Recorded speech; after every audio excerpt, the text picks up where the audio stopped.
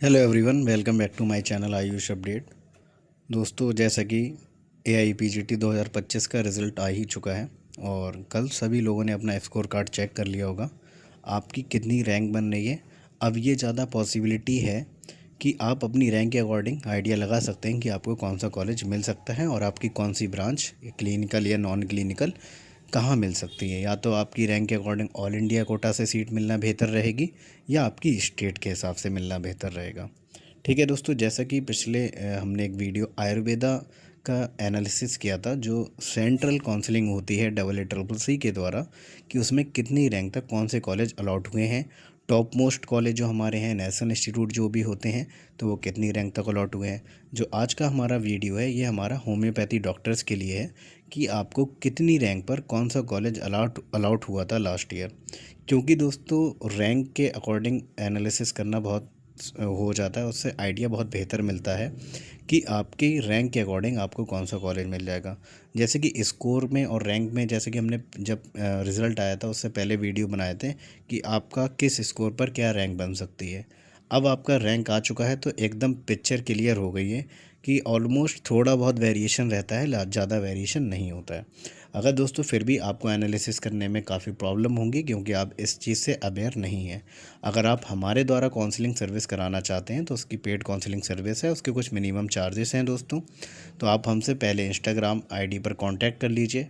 After that आप अपना पूरा डिटेल भेजिए, आपकी रैंक क्या है, ऑल इंडिया रैंक क्या है, कैटेगरी रैंक क्या है, आप कौन सी स्टेट से बिलोंग करते हैं और आपका स्ट्रीम क्या है। After that we will contact you, हम आपसे कांटेक्ट करेंगे और अपना QR कोड शेयर करेंगे। उसके बाद आप हमसे पेड काउंसलिंग सर्विस में इनरोल हो जाएंगे। आफ्टर डैट जो भी आपकी क्वेरी होंगी उसको एक अच्छे माध्यम से सॉल्व किया जाएगा, point two point, step by step आपको गाइड भी किया जाएगा जब काउंसलिंग शेड्यूल आ जाएगा। दोस्तों, अभी काउंसलिंग शेड्यूल आने में तकरीबन 15 से 20 दिन है, मान के चलिए 1 महीना लग सकता है। अभी काउंसलिंग नहीं स्टार्ट होगी, 20-25 दिन लगेंगे। अगर आप अभी से हमारे कांटेक्ट में आ जाएंगे तो ये आपके लिए बेनिफिट होगा। अगर आप जब काउंसलिंग का शेड्यूल आ जाएगा उस टाइम आप कांटेक्ट करेंगे तो हो सकता है हम आपके इनरोल नहीं कर पाएँ, क्योंकि एक लिमिटेड सीट रहती है नंबर ऑफ़ स्टूडेंट्स की, क्योंकि हर स्टूडेंट्स को गाइड करना है तो उसमें समय लगता है दोस्तों। तो इसीलिए अगर आप अभी से इनरोल हो जाएंगे तो आपके लिए भी आसानी रहेगी।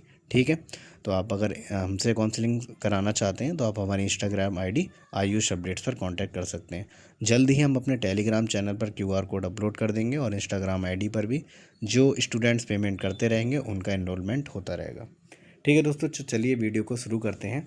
जैसे कि आप देखेंगे, सबसे पहली जो सीट है, सबसे अच्छा इंस्टीट्यूट जो होम्योपैथी में माना जाता है, वो आपका या तो कोलकाता वाला है। आफ्टर डेट आपका नेहरू होम्योपैथिक मेडिकल कॉलेज जो आपका दिल्ली में है। इसमें आप देखेंगे होम्योपैथिक फ़िलॉसफ़ी जो मिला था 674 रैंक पर मिला था, और ये जो स्टूडेंट थे ST कैटेगरी से थे, इसलिए इनको ये कॉलेज जो है सबसे अच्छा कॉलेज माना जाता है आपका। ऑल इंडिया रैंक के काउंसलिंग है दोस्तों, ये स्टेट वाली काउंसलिंग नहीं है। जितनी ऑल ओवर इंडिया सीट्स हैं तो उसका ये फाइनल लिस्ट था लास्ट ईयर का। जैसे कि मैं दिखा देता हूँ कितनी नंबर ऑफ़ सीट्स हैं, लगभग 200 के करीब सीट्स हैं जो कि फिल की गई हैं। इसमें कुछ प्राइवेट कॉलेज भी होंगे। ठीक है, तो आप मान के चलिए इसमें कुछ गवर्नमेंट सीट्स भी हैं, ज़्यादातर गवर्नमेंट सीट्स हैं और कुछ प्राइवेट सीट्स भी हैं। तो दूसरा कॉलेज आप देखेंगे, ये भी सेम कॉलेज आपका कोलकाता वाला देखिए, national institute of homeopathy salt lake Kolkata. ये आपका मिला था 636 रैंक पर, ये भी कैटेगरी क्या थी इनकी, ST थी। अब आप दूसरा आप देख सकते हैं, इनको OBC कैटेगरी से थे, JSPS government homeopathic medical college मिला और इन्होंने रिपर्टरी सब्जेक्ट जो है वो अलॉट हुआ और OBC कैटेगरी से इनको मिला था। आफ्टर डैट आप देखेंगे इनको जो है 74 रैंक ऑल इंडिया रैंक थी, और इनको सेम कॉलेज जो हैदराबाद का है, गवर्नमेंट कॉलेज है, पीडियाट्रिक्स मिला। और इनको जो कैटेगरी अलॉट हुई थी, अच्छा ये भी है, जैसे स्टूडेंट की कैटेगरी क्या है वो यहाँ पर लिखी है, लेकिन इन्हें किस कैटेगरी से अलॉट हुआ ये आप इस कॉलम में देख सकते हैं। ठीक, अलॉटेड कैटेगरी इनको जो है ओपन कैटेगरी से अलॉट हुआ क्योंकि रैंक अच्छी थी। ठीक है, तो आप देखेंगे 129 रैंक पर SC कैटेगरी के स्टूडेंट थे और इन्हें SC कैटेगरी से ही सीट अलॉट हुई है कोलकाता मेडिकल कॉलेज में, प्रैक्टिस ऑफ मेडिसिन। इसके बाद आप देखेंगे 70 रैंक पे इन्हें ओपन कैटेगरी से प्रैक्टिस ऑफ मेडिसिन मिली, तेलंगाना वाला जो आपका गवर्नमेंट कॉलेज है। 84 रैंक पर ओपन कैटेगरी से RBTS government homeopathic medical college जो मुजफ्फरपुर आपका बिहार में है। ठीक है। 47 रैंक पर आप देखेंगे इन्हें जनरल EWS कैटेगरी से मिली है, जो कोलकाता का मेडिकल कॉलेज है, रिपेटरी मेडिसिन। ठीक है। इसके बाद आप 48 रैंक पर देख सकते हैं, ये OBC कैंडिडेट थे, लेकिन इनको सीट जो अलॉट हुई थी वो ओपन कैटेगरी से हुई, national institute of homeopathy Delhi में, जो आपका है होम्योपैथिक फिलॉसफी। 90 रैंक पर आप देखेंगे मैट्रिया मेडिका मिला और SC कैटेगरी से अलॉट हुआ है। तो आप यहाँ पर एक अंदाज़ा लगा सकते हैं कि कोलकाता वाला कॉलेज नंबर 1 आता है आपका होम्योपैथिक के मामले में। और इसमें जब आप देखेंगे तो 90 रैंक पर जो SC कैटेगरी का स्टूडेंट था उसको अलॉट हुआ है यहाँ पर। ठीक है। तो इसके बाद आप देखेंगे 381 रैंक पर जो है ये भी SC कैटेगरी से इन्हें कोलकाता वाला कॉलेज मिल गया, मेट्रा मेडिका। अब आप देखेंगे कितना ज़्यादा वेरिएशन है यहाँ पर। SC कैटेगरी के दोनों कैंडिडेट हैं, दोनों एक सब्जेक्ट अलॉट हुआ है, और एक को 90 कैटेगरी पे मिला है, 90 रैंक पर मिला है, और एक को 381 रैंक पर मिला है। ठीक है। तो इसमें जो है सब्जेक्ट मैटर नहीं करता है, इसमें ये मैटर करता है कि नंबर ऑफ़ कैंडिडेट जो SC कैटेगरी से थे वो कितने थे। मान के चलिए अगर नंबर ऑफ़ कैंडिडेट कम होंगे तो जाहिर सी बात है ज़्यादा रैंक पर भी आपको मिल जाएगा, क्योंकि सीट्स जो होती हैं कैटेगरी के वाइज से रिजर्वेशन होता है कि इतनी सीट्स यहाँ के लिए SC के लिए रिज़र्व हैं, OBC के लिए रिज़र्व हैं, या EWS कैटेगरी के लिए रिज़र्व हैं। अब जितने नंबर ऑफ़ कैंडिडेट उस कैटेगरी से बिलोंग करते हैं, अगर उस कैटेगरी का कैंडिडेट पहुँचता है तो उसको मिल जाता है। ठीक है। इसके बाद आप देखेंगे नेहरू होम्योपैथिक मेडिकल कॉलेज जो है 12 रैंक पर मिला है जनरल EWS कैटेगरी से, ओपन कैटेगरी से नहीं मिला है, इन्हें EWS कैटेगरी से अलॉट हुआ है प्रैक्टिस ऑफ मेडिसिन, और इनको पहले ही राउंड में अलॉट हो गया है दोस्तों। अच्छा, बहुत क्रूशियल राउंड होता है राउंड 1, क्योंकि आपको डिसीज़न लेना रहता है कि आपको कौन सी ब्रांच चाहिए और कौन सा कॉलेज चाहिए। आपका एम क्रिस्टल क्लियर होना चाहिए इस मामले में। अगर आप थोड़ा बहुत भी कन्फ्यूज़न रखेंगे तो आपकी सीट मिस हो जाएगी अच्छी, क्योंकि मान के चलिए आपने वो सीट नहीं भरी, और जैसे मान के चलिए आपकी 100 रैंक थी, 100 रैंक पे मैं आपको एक ऑप्शन दिखा, जैसे 59 मान लीजिए ST कैटेगरी की कैंडिडेट हैं आप, और इनको दिल्ली कॉलेज मिल गया मैट्रिया मेडिका।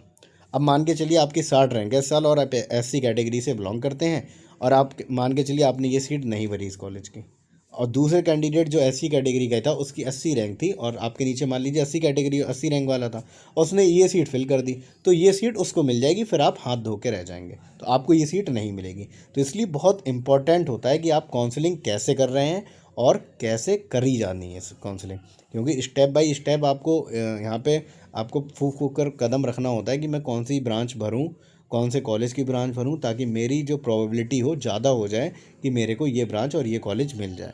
ठीक है दोस्तों, तो इस चीज़ का बहुत ध्यान रखना होता है, इसीलिए हम आपसे बोले हैं कि आप ज़रूर एज अ काउंसलर हमारी हेल्प ले सकते हैं, और बिल्कुल कुछ पेड काउंसलिंग सर्विस है, उसके कुछ मिनिमम चार्जेस हैं दोस्तों। ठीक है। तो आपका क्या रहेगा, जब आप एज अ गाइडेंस लेंगे तो आपको एक प्रॉपर गाइडेंस मिलती रहेगी हमारे द्वारा कि आपकी कितनी रैंक है, कितनी ऑल इंडिया रैंक है, तो आपको कौन से कॉलेज को प्रीफ्रेंस ऑर्डर देना है, कौन से कॉलेज आपको सीट फिल करनी है। ये तो चॉइस आपकी है कि आप कौन सा सब्जेक्ट प्रीफ्रेंस देना चाहते हैं। जैसे आपको मान के चलिए क्लिनिकल ब्रांचेस ऊपर रखने हैं, नॉन क्लिनिकल नीचे रखने हैं, ये सिंपल लॉजिक होता है। अब उसके बाद भी ये डिपेंड करता है कि आपको कौन सा कॉलेज चाहिए प्रीफ्रेंस पे, तो उस हिसाब से लिस्ट जो तैयार की जाती है बहुत ही उसमें मशक्क़त लगती है, आसान नहीं होता है दोस्तों। और जो स्टूडेंट नए हैं वो तो बिल्कुल नहीं कर पाएंगे, क्योंकि उनको आइडिया ही नहीं होगा कि कौन सा कॉलेज है, कौन से कॉलेज में कितनी नंबर ऑफ़ सीट्स हैं। सीट मैट्रिक्स भी अभी आएगा, जब काउंसलिंग शेड्यूल आ जाएगा उसके बाद सीट मैट्रिक्स आएगा, तो सीट मैट्रिक्स से ही एग्जैक्ट अगर आपने एनालिसिस बेहतर कर लिया तो आप जो एनालिसिस पहले कर लेंगे, तो आपको जब काउंसलिंग का रिजल्ट आएगा तो आपको एग्जैक्ट वही सीट दिखाई देगी जो आपने एनालिसिस के बाद अपनी चूज़ की थी। तो इसलिए काउंसलिंग जो है बहुत इंपॉर्टेंट पार्ट होता है। इसके बाद आप देखेंगे रैंक 2 वाले को ये दिल्ली का कॉलेज मिल गया practice of medicine open category से। जाहिर सी बात है टॉप मोस्ट स्टूडेंट है तो उनमें तो कुछ सोचना ही नहीं है। इसमें आप देखेंगे न्यू दिल्ली का मिल गया नेशनल इंस्टीट्यूट ऑफ होम्योपैथी, और उन्हें 28 रैंक पर मिला प्रैक्टिस ऑफ मेडिसिन। ठीक है। अच्छा, जो आपका है दिल्ली में देखिए नेहरू होम्योपैथिक मेडिकल कॉलेज अलग है, और नेशनल इंस्टीट्यूट ऑफ होम्योपैथी अलग है। NIH द बेस्ट इंस्टीट्यूट में आता है ये आपका होम्योपैथी में, तो ये ठीक है। इसके बाद आप देखेंगे 345 पे SC कैटेगरी से थे, और इन्होंने NIH ले लिया, SC कैटेगरी से इन्हें प्रैक्टिस ऑफ मेडिसिन मिल गया। ठीक है। अच्छा, हम दिखाते हैं 203 520 रैंक पर SC कैटेगरी को मिला है, 3838 रैंक पर इन्हें मिला है NIH homeopathic pharmacy OBC category से अलॉट हुआ है, और ये कैंडिडेट जो थे पर्सन विद डिसेबिलिटी थे, यानी PH कैंडिडेट थे। तो पीएच कैंडिडेट का भी रिजर्वेशन रहता है कुछ सीट पर, तो इनको पीएच कोटे से ये सीट मिली है दोस्तों। तो बहुत सारे स्टूडेंट क्या रहते हैं, हमारे पास ये स्क्रीनशॉट भेज देते हैं कि सर इतनी रैंक पर भी ये कॉलेज मिल गया। तो पूरा एनालिसिस करना होता है दोस्तों, आसान नहीं होता है। ये इस रैंक पर इन्हें पीएच कोटे की सीट मिली है, ना कि ओबीसी कैटेगरी। ओबीसी कैटेगरी के अंदर पीएच सब कैटेगरी थी, ठीक है। इसके बाद अब देखेंगे 53 रैंक पर ओबीसी कैटेगरी से इन्हें ओपन सीट मिल गई है गवर्नमेंट होम्योपैथिक मेडिकल कॉलेज जो केरला का है आपका, प्रैक्टिस ऑफ मेडिसिन, ठीक है। इसके बाद आप 2585 जनरल कैटेगरी के थे और इन्हें जो है मैट्रिया मेडिका मिल गई Bharati Vidyapeeth homeopathic medical college and hospital Pune Maharashtra में, ठीक है। और इसके बाद 2916 में भारतीय विद्यापीठ मिला है। खैर 3600 पे डीवाई पाटिल जो आपका अर्ध सरकारी भी माना जाता है, या प्राइवेट माना जाता है। और 4104 पे डीवाई पाटिल मिला है। 545 पे देख सकते हैं भारतीय विद्यापीठ लिया है इन्होंने। 26 रैंक पर देखिए जनरल कैटेगरी से होम्योपैथिक फिलॉसफी मिला है इन्हें।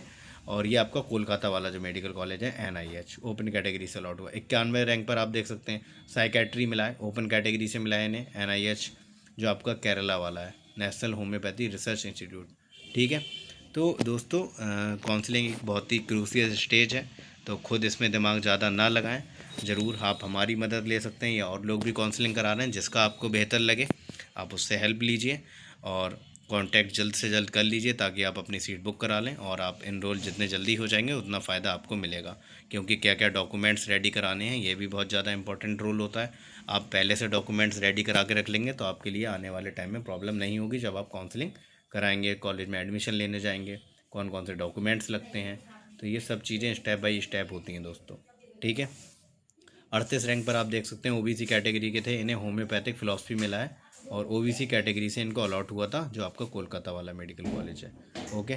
इसी तरीके से दोस्तों ये पूरा एनालिसिस है, और हम इसको बिल्कुल प्रॉपर तरीके से कर भी रहे हैं। जो हमसे पेड काउंसलिंग सर्विस लेंगे उनको एग्जैक्ट नॉलेज दी जाएगी कि कौन सी रैंक पर आपको कौन सी सीट के चांसेस ज़्यादा हैं और आपको मिल सकता है, ठीक है। जो हमारी पेड काउंसलिंग सर्विस है उसके कुछ मिनिमम चार्जेस हैं, वो आप कांटेक्ट करेंगे तब आपको बता दिए जाएंगे, और वो नॉन रिफंडेबल रहेंगे, ठीक है। क्योंकि सीट मिलना नहीं मिलना आपके रैंक के ऊपर भी डिपेंड करता है। हमारी तरफ से पूरी कोशिश रहेगी कि आपकी जिस रैंक है तो उस रैंक के मुताबिक कौन सा कॉलेज अलॉट हो सकता है, तो हम आपको प्रॉपर गाइड करेंगे, ठीक है दोस्तों।